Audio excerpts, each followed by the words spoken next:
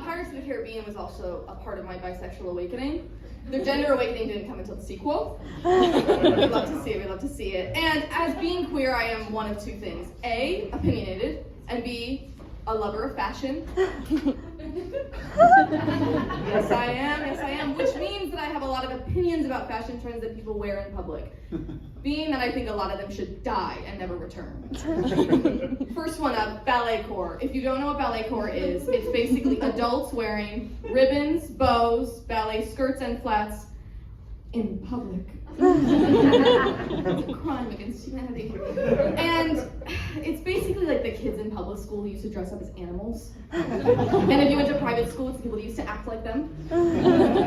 Now, I've never seen an adult professional ballet dancer wear any of this to class. It's basically a bunch of Adam Sandler stunt doubles for Grown Ups 3. And after doing 20 years of ballet, you kind of earn the clothes, as well as a lifetime prescription to addiction and therapy. Along the lines of ballet and leotards, another one is bodysuits with buttons in the crotch.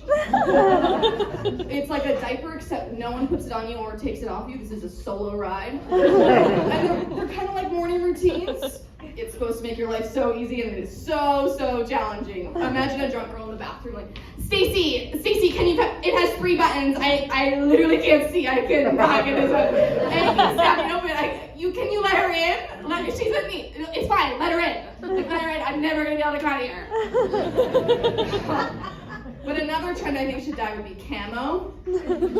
Camo, I think, is only consistently worn by 2 groups of people: Republicans and gay men. It is either hunting for dicks or hunting for ducks. And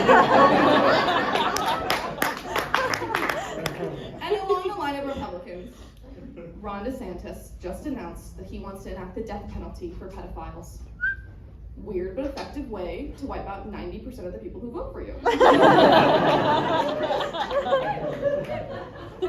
enough about Florida and their not so Disney World politics. I recently met a very lovely elderly woman named Virginia. I work at the front desk at a hair salon, doing very mundane receptionist things. I answer the phone, I clean the salon, I get every piece of gossip from both customer and coworker. I'm like the Perez Hilton of hair care. Oh my God, and she said, what? And I had this elderly woman named Virginia call, because I also help book appointments, as one does. And she calls, we book the appointment, we chat for the same day. Then she calls back a couple minutes later, we move the appointment to the next day. Then she calls back again, we move the appointment back to the same day. I tell my coworker about this phone tag story about this woman named Virginia and how crazy she is, and the phone rings. What are the odds we think it's Virginia? Yeah. Of course it is. And she answers the phone the same way every time. Sydney, it's Virginia! I am so sorry. I cannot come in today. I just realized I'm so old I can't even drive myself. I'm gonna have to figure out how to get there. And I am just looking a utter mess. It is embarrassing. If we could move back that appointment to tomorrow, I know it's been like a long time, so I don't know if somebody booked it. Oh my gosh, Sydney, that would be so amazing. Thank you. Okay, I'll see you soon. Okay, bye for now. Yeah, okay. Thank you. Bye, Sydney. I felt like a radio host trying to give away Taylor Swift Eras Tour tickets. But grandma kept calling to be like, can we play Bob Dylan? Like, okay. Now, who here is mentally ill? Of course, you came to a comedy show on a Tuesday. Now, I am too, and in the past couple years, I've realized that I have autism. And if you don't know, autism is usually passed down through the paternal gene. And that is when 2 and 2 came together, everything clicked, puzzle in order, everything made sense. So I say, hey, Dad has autism. And everyone said, no, he doesn't, he's perfectly fine, no, he doesn't. And I said, what about his fish? Now, autistic people have what is called a special interest. Some include trains, dinosaurs, withdrawal symptoms of illegal drugs.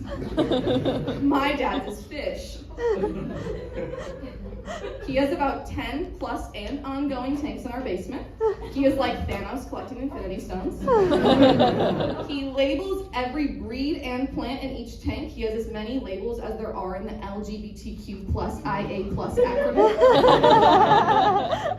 He separates the babies from the adults to keep them safe and sound while developing, something the Catholic Church should learn to do.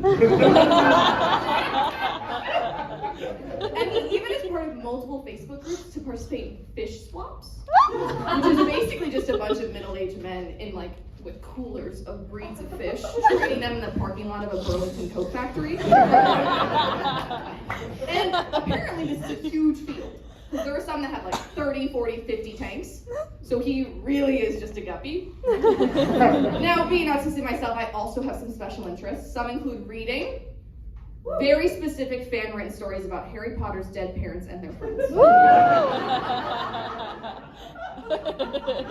Awesome. Just up at 4 a.m. Like, now, I also have a weird obsession with Abraham Lincoln. Nothing about him, but the fact that this is the land of Lincoln and he's not originally from here. We could go on. We would be here a while. Now, I can get real invested in Phil, Puxatawny Phil the groundhog, and how he determines the weather once a year. Just the whole story of him. Reasons of how I'm even talking about it in June. We're talking about it all year round. So I guess that would be why they call it like a special interest. That is me. Thank you guys.